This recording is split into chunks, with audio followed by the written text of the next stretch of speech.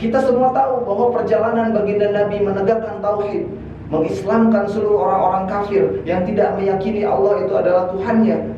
Ini sangat penuh dengan derita, ini penuh dengan dera, ini penuh dengan rajaman, ini penuh dengan hinaan dan lain sebagainya. Nanti akan ada keponakanku datang ke sini mengajak beriman kepada Allah, jangan percaya, dia adalah penyihir, dia adalah pembohong dan lain sebagainya. Usir saja dia. Dilemparin kakinya baginda Nabi, yang kanan diangkat, dilemparin yang kanan, yang kiri diangkat, dilemparin yang kiri, sampai baginda Nabi memutuskan untuk kembali lagi. Ini menyakitkan teman-teman sekalian.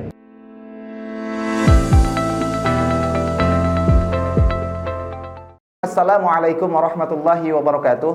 Alhamdulillahi rabbil alamin, wabihi nasta'inu ala umuri dunya waddin, wassalatu wassalamu ala asrafil anbiya'i wal mursalin, wa ala alihi wa sahbihi ajma'in. Alhamdulillahi rabbil alamin. Allahumma salli ala sayyidina Muhammad wa ala ali sayyidina Muhammad. Sahabat Gemilang Agung dimanapun Anda berada, saya ucapkan selamat menunaikan ibadah puasa dan selamat menunggu berbuka puasa. Dan saya pun di sini sedang menunggu berbuka puasa. Saya sudah siapkan es campur atau apa ya, sop buah. Ketika buka tiba, saya langsung bisa makan. Baik, di waktu yang singkat ini teman-teman sekalian, kita berdoa mudah-mudahan Allah Subhanahu wa taala menerima segala amal ibadah kita di bulan Ramadan di hari ini. Mudah-mudahan pula ibadah kita, puasa kita diterima oleh Allah Subhanahu wa taala dan diberikan pahala yang besar oleh Allah Subhanahu wa taala. Amin ya rabbal alamin.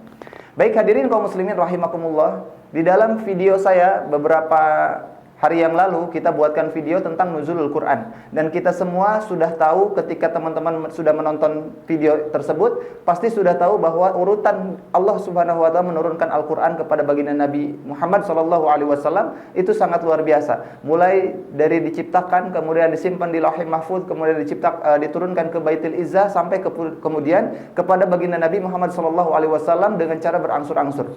Pertanyaannya adalah, kenapa Al-Quran diturunkan dari Baitul Izzah kepada baginda Nabi ini berangsur-angsur? Maka dari itu di video kali ini saya ingin membahas tentang sebuah tema, rahasia besar diturunkannya Al-Quran dengan cara berangsur-angsur dari Baitul Izzah kepada baginda Nabi Muhammad SAW. Baik teman-teman sekalian, yang pertama, Al-Quran diturunkan oleh Allah Subhanahu wa taala dari Baitul Izzah kepada baginda Nabi dengan cara berangsur-angsur, agar senantiasa baginda Nabi menyampaikan kepada seluruh manusia itu dengan cara perlahan-lahan. Allah Subhanahu wa taala berfirman di dalam Al-Qur'an, A'udzubillahi minasyaitonirrajim. Bismillahirrahmanirrahim. Wa Qur'anan faraqnahu litaqra'ahu 'alan nas 'ala mukthi wa nazzalnahu tanzila, kata Allah.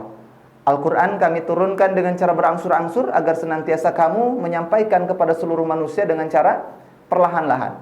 Maksudnya kepada baginda Nabi Muhammad SAW, agar senantiasa baginda Nabi Muhammad SAW menyampaikan dengan cara perlahan-lahan. Karena dengan metode ini ternyata teman-teman sekalian, Al-Quran atau risalah baginda Nabi Muhammad SAW, Islam dapat dengan mudah diterima oleh masyarakat pada waktu itu. Itu sebabnya Al-Quran diturunkan oleh Allah Subhanahu wa taala dengan cara perlahan-lahan.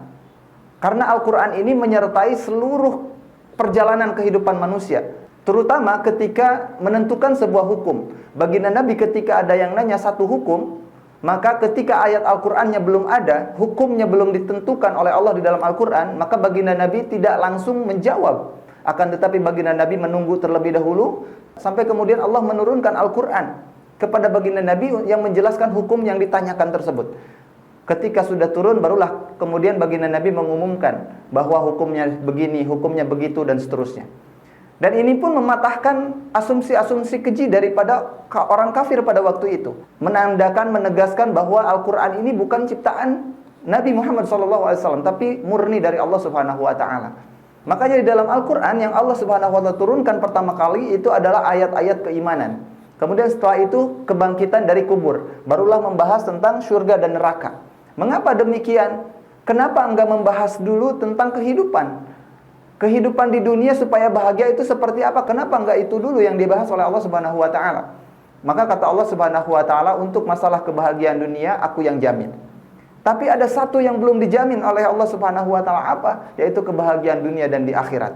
Makanya Allah Subhanahu wa taala yang pertama diturunkan ini tentang keimanan, agar senantiasa memperkuat keimanan seseorang. agar senantiasa memperkokoh ketakwaan kepada Allah Subhanahu wa taala. Ketika keimanannya sudah kokoh, ketika ketakwaannya sudah kuat kepada Allah Subhanahu wa taala, maka ketika pun dia ditakdirkan oleh Allah Subhanahu wa taala menjadi orang yang kaya, orang yang hebat, orang yang terkenal, dia tidak akan pernah keluar daripada ketakwaannya. Dia tidak akan pernah menjadi orang yang sombong, dia tidak akan pernah menjadi orang yang takabur dan lain sebagainya. Maka dari itu teman-teman sekalian, memperkuat keimanan itu lebih penting daripada kita mempelajari ilmu dunia. Baik, kemudian teman-teman sekalian yang kedua, kenapa Al-Quran ini diturunkan oleh Allah Subhanahu wa ta'ala dengan cara berangsur-angsur? Allah Subhanahu wa ta'ala langsung menjawab di dalam Al-Quran. Maka kata Allah dijawab di dalam Al-Quran, kadzalika linutsabbita bihi fuadak.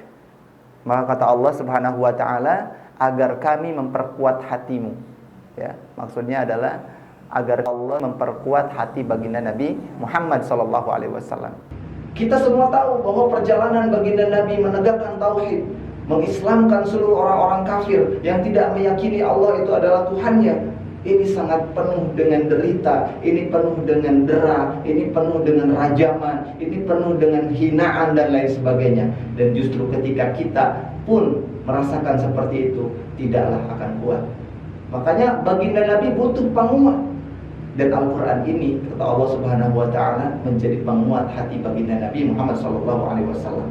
Kita semua tahu ketika baginda Nabi terdesak di kota Makkah, kemudian baginda Nabi ingin pergi ke kota Taif.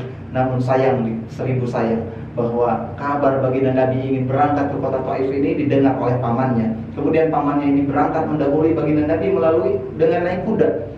Setelah sesampainya di sana, dihasutlah masyarakat kota Taif itu bahwa nanti akan ada keponakanku datang ke sini mengajak beriman kepada Allah, jangan percaya, dia adalah penyihir, dia adalah pembohong dan lain sebagainya, usir saja dia.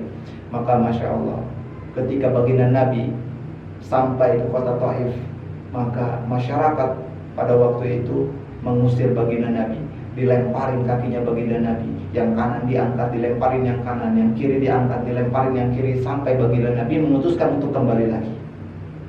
Ini menyakitkan teman-teman sekalian. Kalau kita mungkin gak bakalan kuat kalau manusia biasa. Akan tetapi baginda Nabi memiliki jiwa yang besar, keimanan yang kokoh, dibimbing oleh Allah Subhanahu wa ta'ala, sehingga sabar dalam menghadapi ujian demi ujian, dalam menegakkan tauhid, dalam menegakkan keimanan, dalam menyebarkan agama Allah Subhanahu wa ta'ala. Sampai alhamdulillah kita hari ini mengenal Islam, mengenal cahaya kebenaran dari Allah Subhanahu wa ta'ala. Hadirin kaum muslimin rahimakumullah. Kemudian yang ketiga, Al-Quran diturunkan oleh Allah dengan cara berangsur-angsur ini agar senantiasa mudah untuk dihafalkan oleh kaum muslimin. Apalagi pada waktu itu orang Arab, bangsa Arab, buta huruf, buta menulis, mohon maaf termasuk baginda Nabi.